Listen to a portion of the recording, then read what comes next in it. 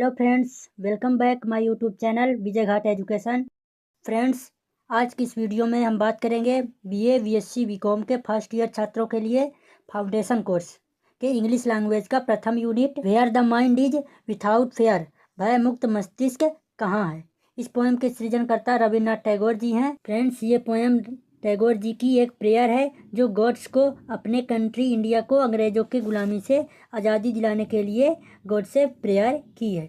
तो friends, poem को read करते हैं। Where the mind is with fear and the head high. इस पोएम में रविन्द्रनाथ टैगोर जी अपने मन की इच्छा बता रहे हैं कि वह कैसा भारत चाहते हैं, वो कैसे भारत की इच्छा करते हैं। वह अपने मन में यह कल्पना करते हैं, गॉड से प्रार्थना करते हैं, प्रेयर करते हैं कि हमारा भारत कैसा होना चाहिए।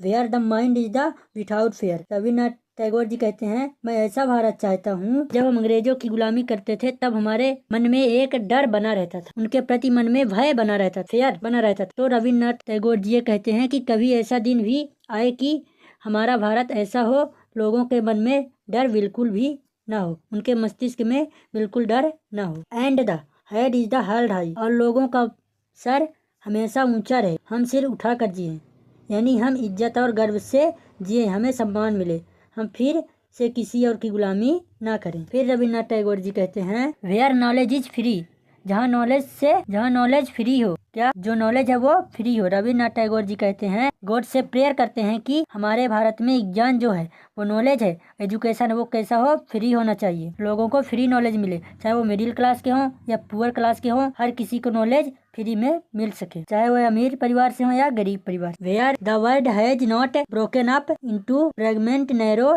Domestic walls. रविन्द्रनाथ टैगोर जी चाहते हैं कि हमारा भारत ऐसा हो जिसमें कोई घरेलू दीवारें ना हो, यानी कोई घरेलू दीवारें नहीं होना चाहिए, कोई जात पात की दीवारें नहीं होना चाहिए, लोगों के मन में यह नहीं होना चाहिए कि हम जात के हैं और वह उस जात के हैं, कोई भी जात पात की दीवार नहीं होनी चाहिए। Where words come out from the depths of trust. Rabindranath Tagore ji कहते हैं, हमें ऐसा भारत चाहिए जहाँ लोग सच बोले, झूठ कोई ना बोले। आर्टिकल्स में सभी लोग देखे होंगे कि बड़े बड़े वादे करते हैं, ऐसा करेंगे वैसा करेंगे, और झूठा भाषण देके चले जाते हैं। रविन्द्रनाथ टैगोर जी कहते हैं, where travels striving stretches arms towards perfection.